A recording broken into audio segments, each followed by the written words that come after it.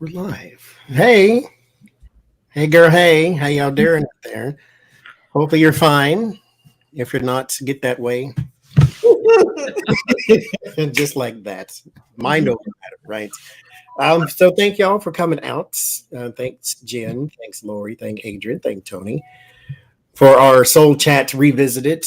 I had some tarot questions. I had like 40 of them. So I figured we'd chop it up and do some soul chats again. Those were fun the last time. So how's the keeping? Jen, you and Jody tomorrow? Tomorrow morning, 10 a.m. Central Time on Jody Roberts' channel. Sacred Sounds of Coffee, talking about the Fool's Journey, so to speak, since it's April Fool's month, right? And then tonight we'll be on the House of Lenormand at 8 o'clock. And Lori, I'm like, what's this child's name? Lori, what you got coming up? I just did a live. So if you haven't caught that, catch that if you can. And then Thursday, I'm going to be with Kirsten from Third Eye Champagne. She's going to be on my channel at I think it's 4 p.m. Eastern, but I'll post it on the community page. And you're taking a little vacation, I heard. I am. It's a staycation around here, but we're doing dolphin tours and all kinds of, touristy things, cool stuff. And I should have asked you this beforehand, but I'll put you on the spot a little bit. Do you want to talk about your tarot classes that you're working on? Oh, yeah. I'm going to do, the first one's going to be really how to do a reading for yourself or for your friends with utilizing the Celtic cross spread. So, and then it'll be loaded on my website for people to purchase and then keep it forevermore. Is it thewayofpositivechange.com? Yes, thewayofpositivechange.com. Thank you, Connie. And Adrian, what you got coming up? Nothing. Fire. Dinner and a nap at some point. Yeah, that's it. And if you want to book readings or get products, redlentilhealing.com. WWWs. Gonna need some sage spray for April. Grandpa.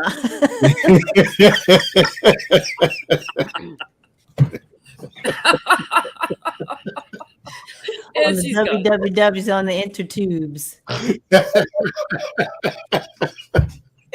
Listen, I had a dream last night that I punched that mother sucker in the face. Oh, and I had let it go until you just said WWW.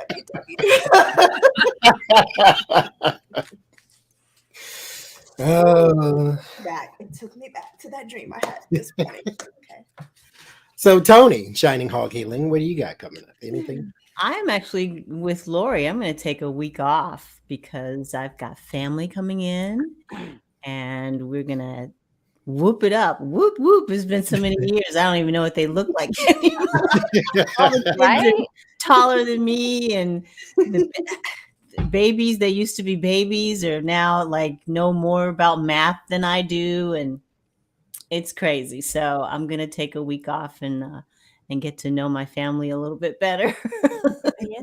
I have to say, Tony, I am loving your new dog channel. It is awesome. Team Namaste. If you need a break from news and everything, go watch Tony's dog channel. What's the name of it?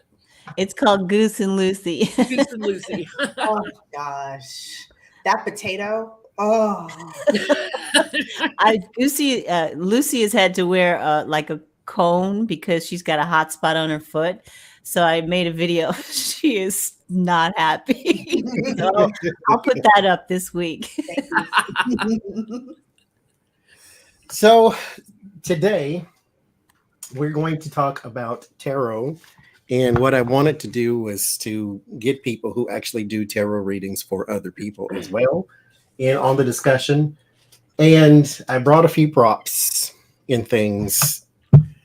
This sort of sparked out of the other part of Tarot Tube is what they call it. It's not political, just more generalized tarot. And there's a lot of phrases and mindsets that I found interesting. And I just thought I'd run it past y'all, see what y'all thought. So we'll dive right in. The first thing, I brought a little prop, as I said. The first thing I want to start, we'll just start with Jen. We'll go to Tony. is the thoughts on nice washed decks, or hug decks, as they also call them, or fluffy decks. This is the tower in this deck. This is called the Animals Tarot. This is the tower. And it says important changes are coming into your life that will require you to take action. Don't hesitate to move in new directions that you know are right for you. When you do a reading, anyway, well, I'm giving opinions too fast. That's what, Jen, what do you think about nice wash decks? What are your opinions there? To me, the meaning of the card is still the meaning of the card. Anybody that's watched me, they know I predominantly use decks that are very clearly based off the Rider-Waite. I use the Radiant Wise Spirit a lot. It's kind of old world coloring. And for me, like the Tower card, what we call the negative cards or the bad cards aren't always negative or bad. It depends on what I'm reading on. So if I get the Tower card and I'm reading on work, it could be being laid off, but it could be restructuring at work. So the meaning of the card isn't always negative to me. I don't like the nice washed decks myself, because I'm so used to using a Rider-Waite based one. I get the message really fast and really clear using a standard Rider-Waite most of the time. I'll go to like an angel deck or something sometimes when I'm working with angel energy in a reading, or guides, if I'm trying to get a message. But I don't really, to me, like it distracts me from the story that my guides are trying to show me. Because this is a bird on a fence post. And reality's reality. Like with a butterfly. Yes. If I see somebody's like going to lose a job or something, then I'm going to tell them. So it doesn't matter if it's a little bird on a post or if it's a tower. And that's well, I'll keep that, Tony, when we get there, because that's another example. It's kind of ethics of the reading. Like, I'm going to tell you what I get. You're asking me for clarity on a situation. I'm going to tell you what I'm getting and what to watch out for, because I feel like being prepared is good, to watch for things, and life happens. So, Lori, what do you think? Do you agree with such a thing? Like, would you use a nice wash decks? What are your thoughts there? After what I've seen that happens after you get the tower deck, whether it's a hurricane or COVID, or someone's house literally burning down, or going to the hospital and you can't pay your bills. I mean, that's not a bird on a post. It's like sometimes you go down and it doesn't mean that in 3 days it isn't going to be much better. So I agree with make some moves that you need to do, because the house might be burning and you need to move to get out of it. You may have no choice. Yeah. So I can't, I don't read in reversals, because I think there's enough challenges in upright cards and how they're surrounded. But I couldn't do that, because the tower is the tower. And just for me, for history reasons, I wouldn't be able to do that. So I forgot also to read the disclaimer for the sensitive hearts that watch later on or here now. Being respectful, that doesn't go for us. That means y'all in there. But that's rule number 1, is be nice to everybody. We ain't got time for all that other stuff. But these are not indictments nor dismissals of your personal feelings or practices, just our own opinions and thoughts. So if you like the nice wash deck, that's fine. They sold more than one, so somebody got it. So I'm not saying it's a bad thing or a good thing. We're just giving our own thoughts. Ms. Adrian, what do you think? I personally, anytime I feel like the Rider-Waite is enough to memorize 78 cards that can have 6 individual meanings. And the moment I have to now take a new deck and learn new meanings to what it means and translate it to the Rider-Waite, like Jen Lynn said, I ain't got time for that. I need you to have a clear message, especially when I'm being paid to read for someone. Y'all ain't sitting there trying to look cute while I try to figure out what is the bird on the post mean. The mess into, like you all said, the message is the message. The tower doesn't always mean something horrific. It could mean something needs to change abruptly. So you're always going to get whatever message you need, whether you use a fluffy nice deck or the most nasty, mean, horrible, rough and tumble deck. It's going to be the same message. And Tony, you have a deck where the card is called Disruption. Mm-hmm. And they do name like the devil into temptation and tower into disruption. What do you think? What are your thoughts? Well, when I do readings for other people, I usually start out with Rider-Waite so I can get a really firm grasp of what the environment is, what is going on in the environment. And then I will clarify it with the fluffy cards so that I can see another perspective. That will give me a different perspective on how I answer about, is it really going to be bad, or could there be something else that I could introduce as an idea or a sort of a little bug to help them maybe see it in a different way than to be, oh, well, you know what, forewarned is for. And so I do use both kinds of decks. I usually do the Rider-Waite and do my chakra cards so that I could get a better picture of what's going on, because most of the readings that I do, I try to look at the health aspect of the person as well. So that's how I feel about it. I use them, but I don't use them primarily for readings. I believe, the tower is the tower, and nice washed doesn't help. I can use these simply because I know what 16 is. You can call it life experience, but every card is life experience. It's a thing going on in your life. They're events. So, but at the same time, I use this card invokes an instant definition for me. And so I have to think. This I do not. I know what this is. I got it. The flash, boom. Let's move to the next card if I'm trying to read that fast or whatever. So I don't care for nice washed decks because I don't feel it's necessary. But we'll get there too. And to piggyback off of this is the tower in another deck. There's flowers coming out. There's butterflies or moths everywhere as well. I recently ran across a video where a lady was saying that the Three of Swords is not always the Three of Swords. It does not always mean heartache and heartbreak for her, because she reads cards sometimes pictorially. And so, for instance, this is an actual heart with swords in it. This is your standard Rider-Waite. But in that same nice wash deck, it's called the Three of Winters. One bird consoling another.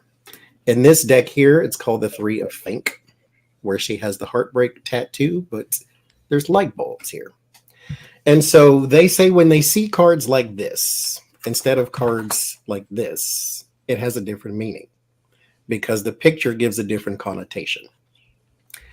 This is what it is. This is heartbreak, separation, betrayal. This is more, she said for her, it's like a directional thing. You can go in different directions. You can feel different things. So, Adrian, what do you think? Does it make a difference when you change the image? I think it's a matter of being consistent. So if you're someone who reads the visual of the card as opposed to the standard meanings of cards, as long as you're consistent and that's what it means to you all the time, then go with it. For me, I tend to go with more traditional meanings, but I do what I call programming cards. So I have certain cards I've also programmed to show up for me in different types of readings. And I have programmed the Three of Swords.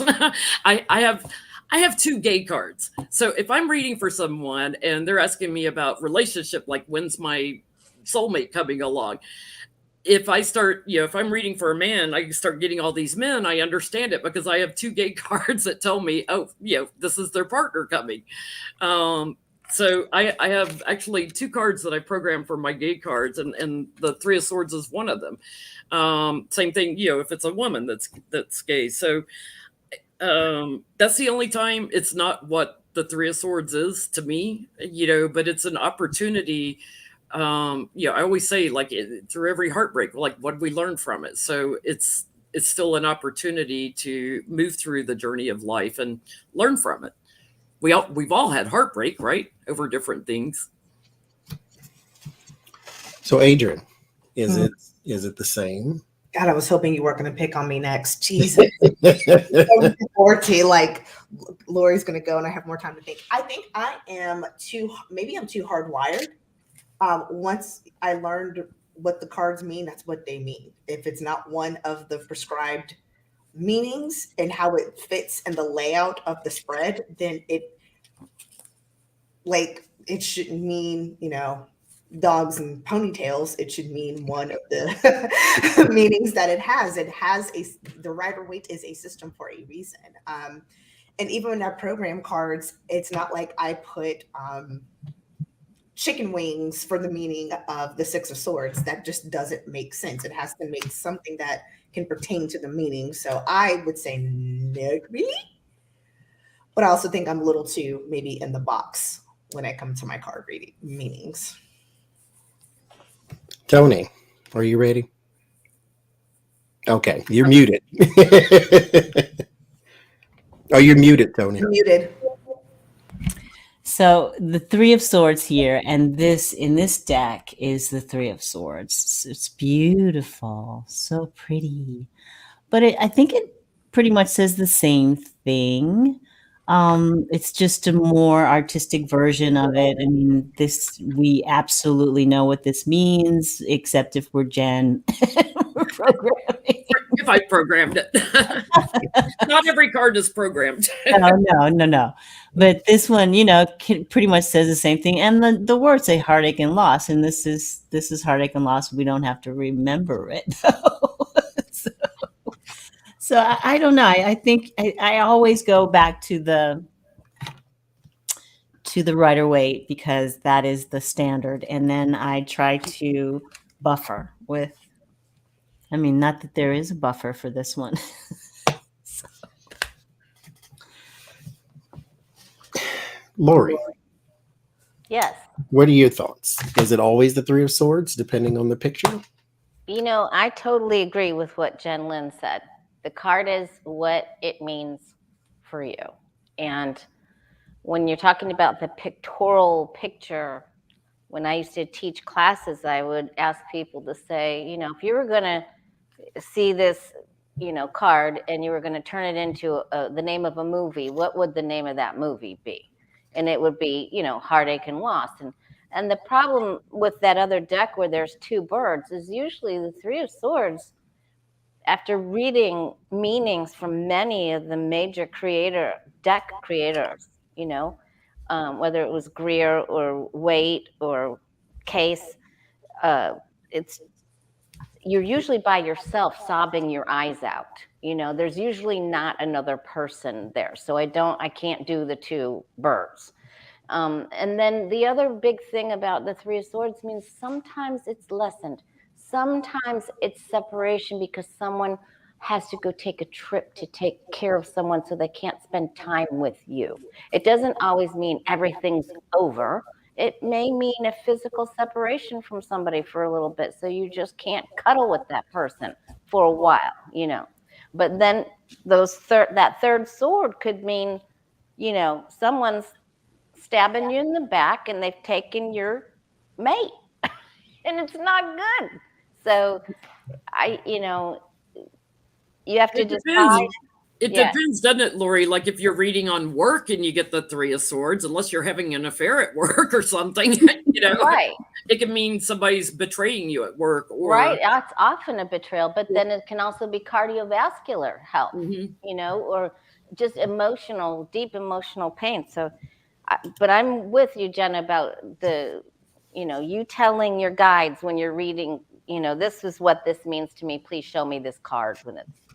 So, okay, I want to come back to you then, Lori, and ask you this, because this is another thing that sparked this conversation, is when people are going through rough times in life and they're doing a reading for themselves or shadow work and these type of things, and they need a deck that will give them the answer, but not like this. They want a softer answer. They want something that's going to not really do the slap in the face, just more of a nudge in the right direction is how they put it. So my question, and again, this is our opinions. Don't take it personally. If you are in a fragile emotional or mental state, should you be using this? Perhaps not. Maybe you want to go to a healing with the angels deck or animal medicine card. I mean, it's better to get. Well, I mean, should you be using tarot at all? If you need a soft if you're answer. fragile, maybe not. No, maybe a different oracle deck that's much more soft and kind and gracious and loving and doesn't have people laying on the floor impaled by 10 swords. That might not be what you need to. I'm sure Chris Rock would have preferred the softer card than what he got, slap in the face. Well, in these streets, you learn. Man. Well, Tony, what do you think? Do you believe that people should be using tarot at all if they're in a fragile mental state? I'm with Lori. I think perhaps not. I just don't. I don't know. I mean, if they're very, very well versed in what the imagery and everything means, if they can get into it or separate themselves from this, whatever they're going through, and can, be objective about what they see, then yes. But if I've been in my life, I've been, in places that I feel where I'm really lost, and no matter what I pull for myself, there's so much emotion surrounding the subject that I can't really separate myself from it. So I can't really get a good reading that way because I'm too invested in the outcome. So I would say if you're really, really distraught, stay away from the tarot because you might not get the answer that you're looking for. And whatever answer you get might not be appropriate because of the energy that you've been putting into it. Jen, what do you think? I think if you're not in a very grounded place, stay away from tarot. Maybe you need an oracle card or something like that to help you through whatever difficulty you're going through.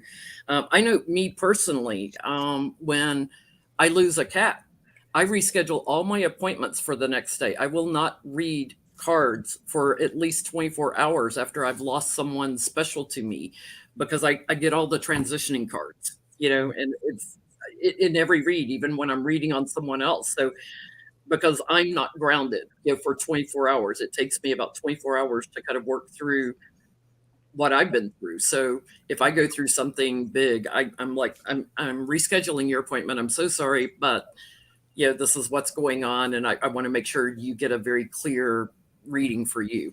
So if it affects me to where I'm getting transition cards all over the place, I can't imagine if I was going through something fragile and everything and trying to do cards. No. Grounded. Adrian, what do you say? I would say no. And I want to add a little something too.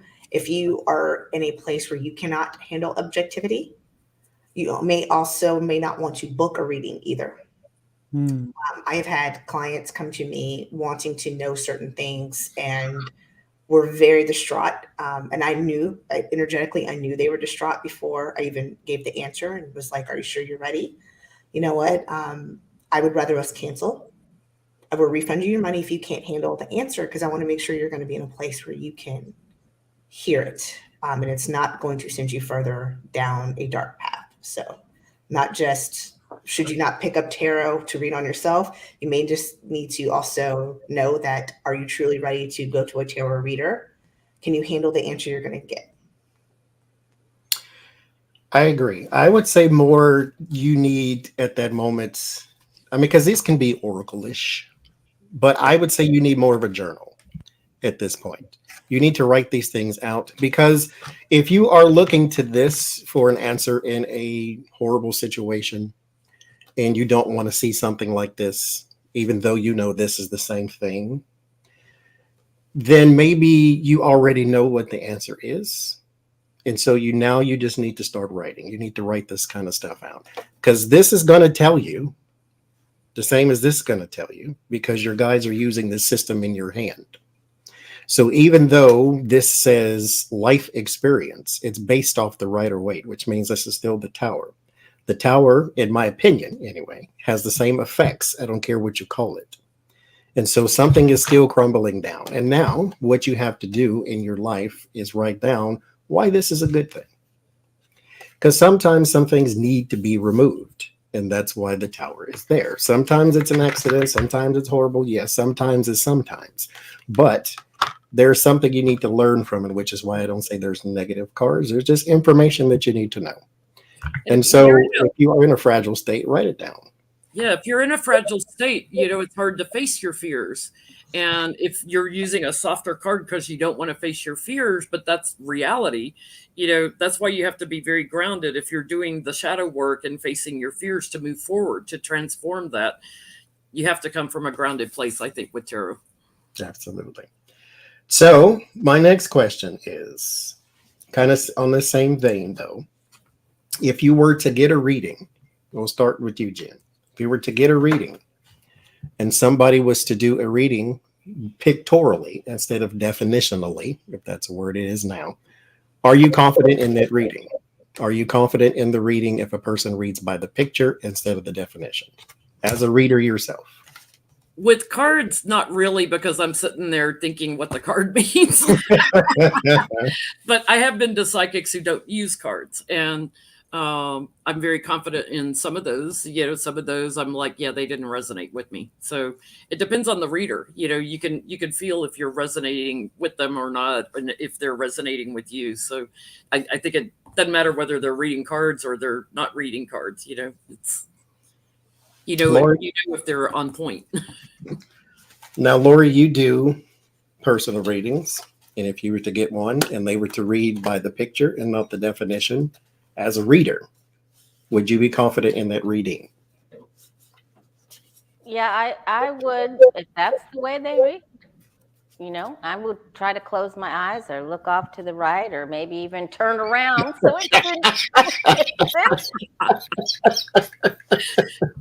He's like, oh my gosh, you drew the 3 of swords. That is not what that means.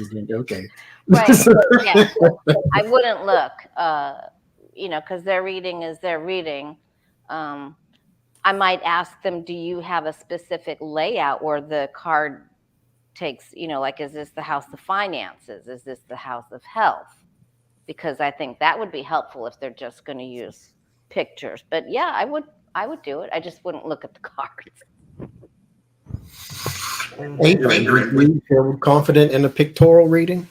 I'm going to have the same answers, Jen and Lori. I would have to I'd have to do one of these and just and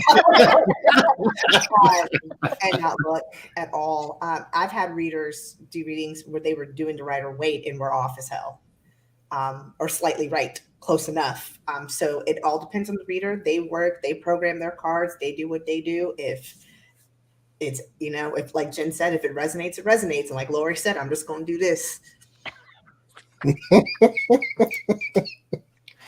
Tony, would you feel confident in a pictorial read? Okay, so I'm going to say this card, this is the Chief of Shields. I have no idea what this card means. And if someone showed it to me and gave me their definition of it, I would go, okay. This I would have a little bit more confidence in because there's no pictures. And, whatever their definition or their description of what the card means, I would also use my own.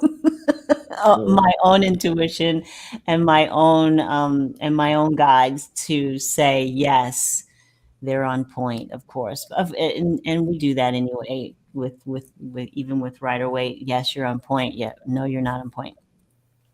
But there are some cards where, even if you showed me the picture, I wouldn't know what it means anyway. So I would have to say, I can only really just rely on my own intuition at that point. That's the King of Pentacles, by the way. There is. Sir. I have that deck out of the 300 that I have. So it's Well, me and you will have to sit down one day so that you can show me what they are all about, because I really like it. I just don't.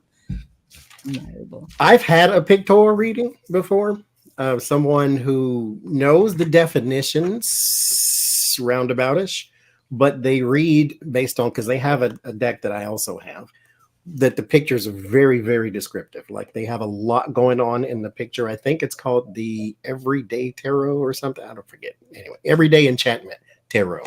And they're big, giant, and they got very, very colorful pictures. I think like the Strength card shows a person in a wheelchair winning a race. And so it's very descriptive, but very modern. So they read that way. I think it also depends on the deck for me too. For those type of decks that are very descriptive, okay, but if I did read, all the readings I get are from these people here that know how to read cards, and there's something in my mind that disconnects when I feel like you're making it up. There's some really funny moments though, Johnny, on your channel and on our Sunday nights where deck chooses the reading, as the deck chooses the reading, where we're reading on something, and like coming straight to mind, Mitch McConnell and his dead hand, and you pulled the card out where the woman's holding the hand and he's back there without it. So there's some funny things that, whether it's spirit having fun with us or something, it's funny. I eat paste the wall liquor card. There's some funny moments where you kind of get outside the meaning of the card. Yeah. I sometimes stand real guarded against the word I feel, and it's not supposed to be, because again, you are channeling something, so you are going to feel like it says something that it probably doesn't say. But it just anyway, but that's what I think. I got a pictorial reading before, and she was right. And there you go. So I want to ask, Adrian, I'll start with you. How do you handle bad news to your client? Because that was the other question. Sometimes, now I can't get it out of there, because sometimes this is not fun. Mm-hmm. Like I have a deck called the Tower Takeover, where it gave me a new perspective on the tower. It says sometimes you have to be the lightning. Sometimes you have to be the one to tear something down. But sometimes ish happens, and the tower strikes and you weren't prepared. Mm-hmm. How do you handle bad news in a reading? I am, to my detriment, I am very transparent and I'm upfront. And so I will just say, you know what? Forearmed is forewarned. Here's what the cards are showing. Keep in mind, and I'll preface with energy can change. And then I'll also take time to go, let's dig deeper and to see what you can do to either respond to this or counteract. Like I'll ask more questions basically to help the client know and walk away with there still can be something. They have free will and they still can do something they don't just have to take whatever laying down. They are a proactive, active member in their life, and they can do what they need to do. Even if that includes the hour reading goes an hour and 15, hour and 20 minutes. As long as we walk away with, yes, this was not, I always don't say there is no bad news. There is just news you need to hear so you can prepare and respond accordingly. Okay. Tony, Miss Shaman, how do you handle bad news to a person in a reading? Well, then I would go into shaman mode. I would go into,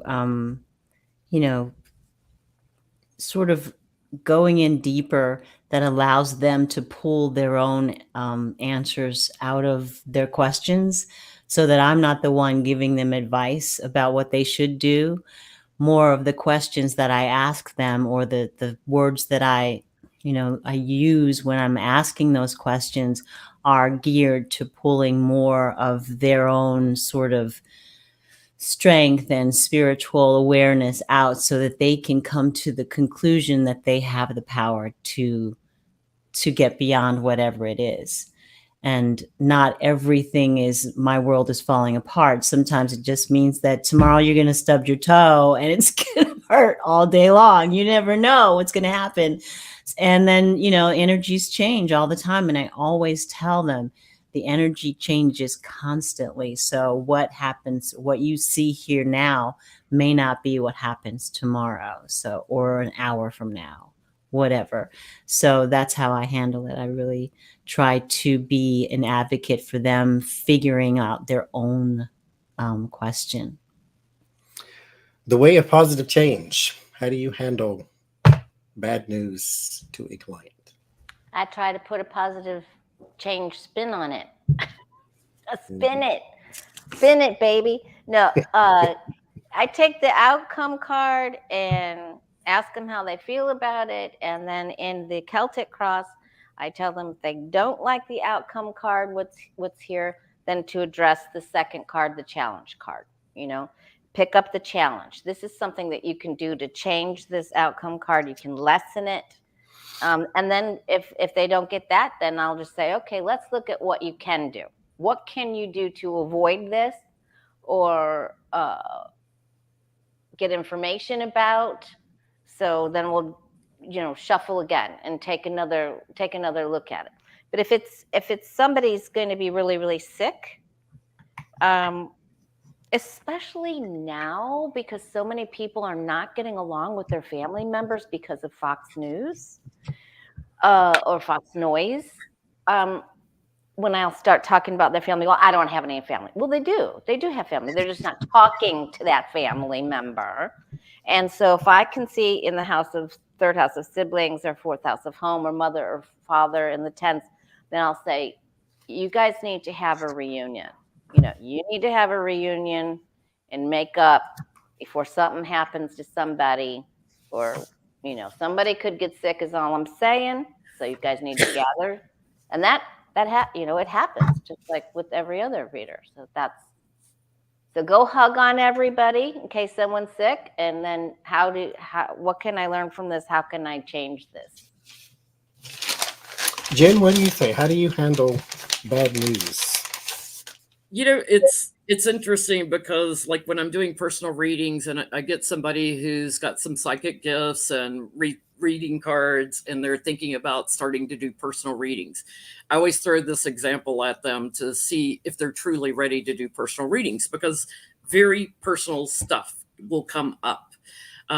So I always say, okay, you're reading for a lady that was sexually abused by her father when she was a child. Are you ready to read for somebody that's got that kind of trauma, that kind of personal, really, harsh trauma that they're trying to heal from? And that's kind of my go-to reference for anybody trying to decide if they want to get into doing personal readings. You have to come from a very grounded place. They don't need your tears. You don't need to cry with them. I will try to soften how I say things sometimes, but I will say what I get. And that's just an ethics thing I've got, where, if somebody asks me, they've got stage 4 cancer, and they ask me, am I going to survive this? I will tell them. And I will tell them, like, if I'm getting like it's not their time, or if they need to get their affairs in order, I will tell them. So it's an ethics thing for me. It's like, it's something I learned from my first psychic reading at 19. The guy that I had a reading from, he would tell people, if he saw something bad.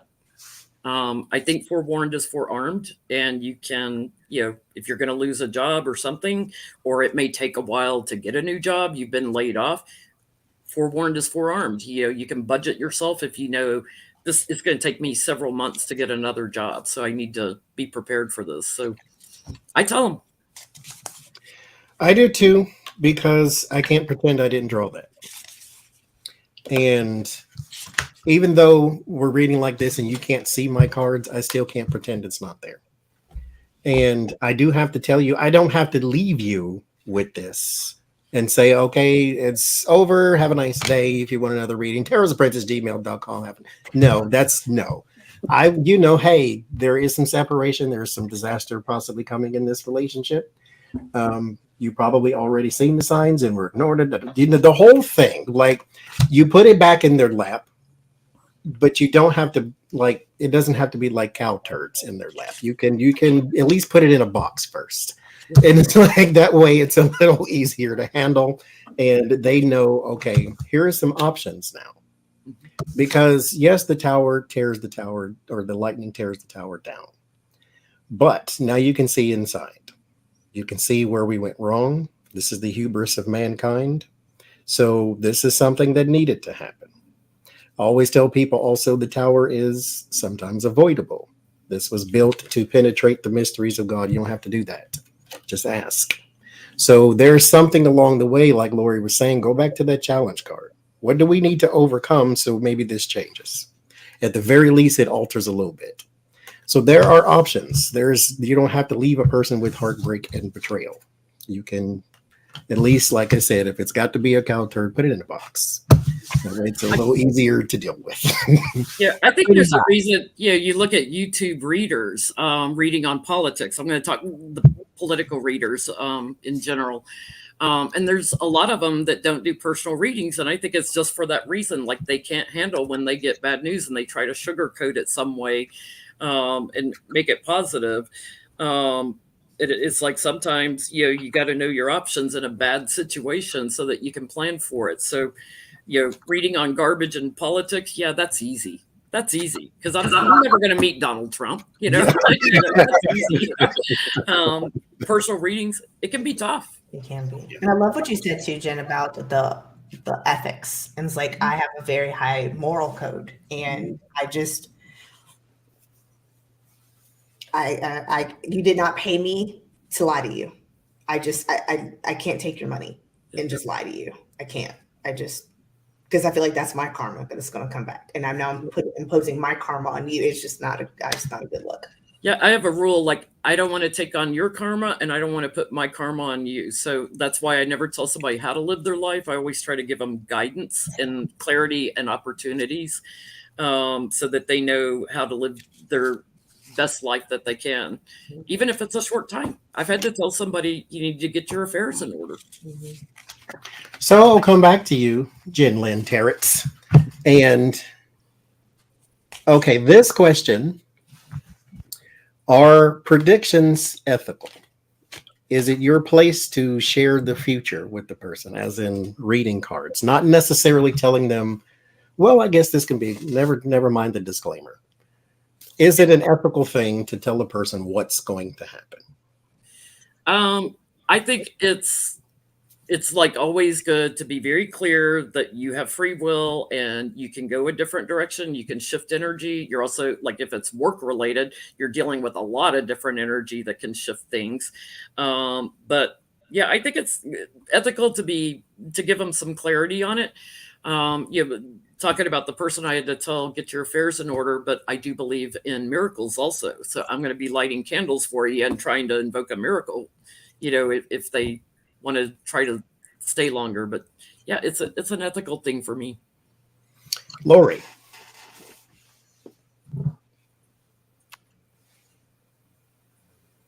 How did you phrase that question again? Is it ethical to predict the future, to tell a person what's going to happen? Is it your place?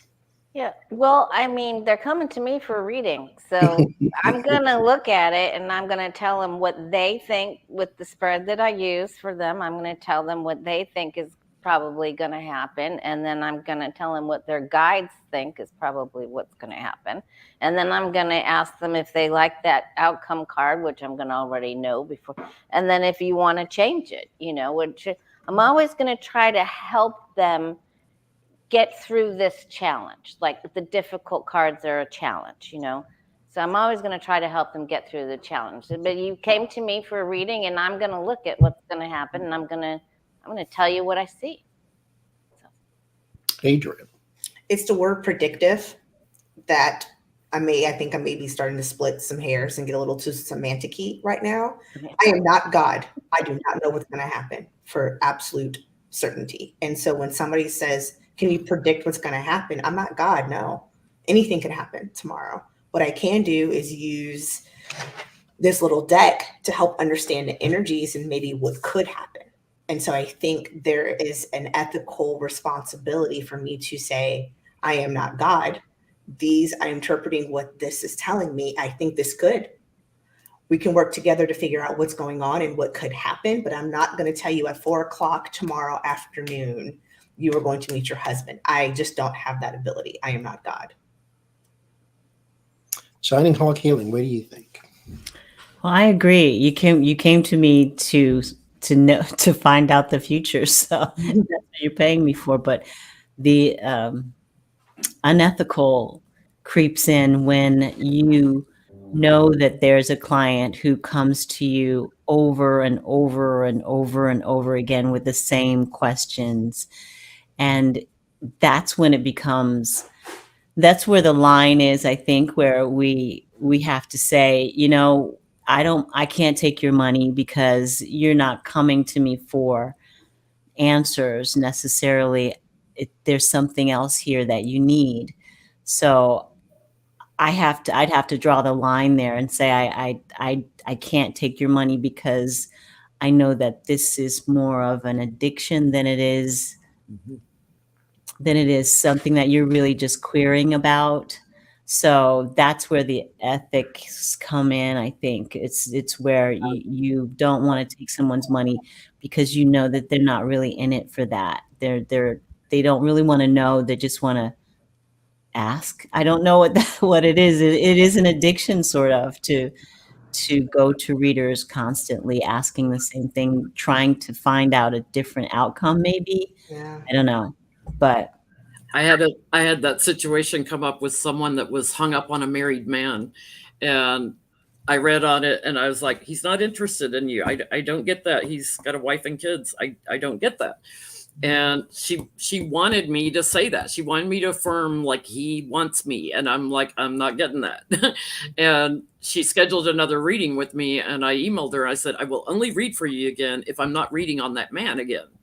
Because you've got an obsession going on here that I feel like you need to let go of that attachment. And she's like, no, I have other questions. 5 minutes into the reading, she asked me about that man. I said, I'm not the reader for you. I'm refunding you. Not going there again. I'm not going to feed like a enabler of a alcoholic. I'm not going to feed that kind of addiction or obsession. I'm not going to go there. I think for me, I can give you insight. I'm not going to give you the future because you can still change that. Unless you ask me, are you going to die? I'm going to tell you eventually. So then I'll eventually be right. Yeah. But outside of that, as I said, my example always, this is sitting on the table. I'm telling you in 5 minutes, you're going to knock it over. Take it completely out of the room. 5 minutes later, you've changed the future. It's that small example is sort of the conduit to this type of thing. It's like this, you can still alter things. I am not in control of your fate nor your destiny. Neither are these little pieces of paper with drawings on it. You can do whatever you want to do, period. Yeah. Only thing that I will ever be right about is you are going to die at some point. And you probably are going to pay taxes one way or the other, whether it's sales tax, income tax, property tax, a-hole tax. You're going to pay it some way. Somewhere. But I am not, yes, I can tell you the future because the cards have told me the answer. But do not take that as it is written in stone. Take that and says, okay, if I like it, then let me stay the course. Because these cards are not telling you what is going to happen. It tells you what could happen based upon your current direction. So I'm going this way, and this is what I will meet because of all of these little variables. Okay, I don't really care for that. Okay, go a different way. And then if we need to do another reading and to see how this path will go, okay, fine. But your options, you still have options. Don't let anybody ever take them from you. And the only reading I ever had where it went south is because this person wanted me to tell them what to do. No, I'm going to tell you what the cards say. You do whatever you want to do. That's not my life, and you should not be going to anybody to take your power away. If you have to go to someone and take your power away, then just stop living, period. Because now you're just a puppet. So don't do that. Go, if you want to get a psychic reading, go for insight and advice, not for the future. Anything else from anybody else? Any other notes, honorable mentions, anything? I have something I want to share. I've had people of course, everybody has, but you read for someone and you say, oh, your health looks good. It looks good. It looks like you've been doing a good job taking care of yourself. And then they stop wearing their mask and they touch something in the store and they get COVID and die. I'm being facetious, but still, that doesn't mean you can go to the store and take your mask off, Right. If you're high risk. So, and someone would say, well, you could already know that, but common sense is a rare commodity. And this is not magic. No. You still need to be present. You still need to be prescient. You still need to do the things you need to do. Just because your health is good does not mean you need to go jump off the cliff with no parachute. It's like that, still, this is not magic. This is, insight. I have advice for new readers. If you are getting into reading cards and stuff, practice on your friends that'll take it with a grain of salt till you get the hang of it. Yeah. Come from a grounded place yourself. If you've got traumas that you haven't healed from, do that shadow work and go inside and do the work to heal yourself first before you try reading for other people, because I'd say 90% of the readings I do, something comes up, some kind of trauma that people are hanging on to. And I think part of that's because, I had childhood trauma. So a lot of people are drawn to me because I talk about it openly and everything. But I did the work in my 20s. I still continue to do work on anything when I get triggered to keep very, very grounded. You have to be very grounded and objective when you're doing cards, or you can project your own story into the cards. Yeah, go to if you are starting out and you know that. Like I've had you don't want to hear my childhood trauma. Keep you up at night. So if you want to do that, go to someone who can help you, a shaman, a healer, a Reiki healer, or somebody who can help you pinpoint where those shadows are, where those pieces are that you're missing. Go to a therapist if needed. A therapist. Yeah, I'll go to it. It takes so long. It's therapy. How do you feel?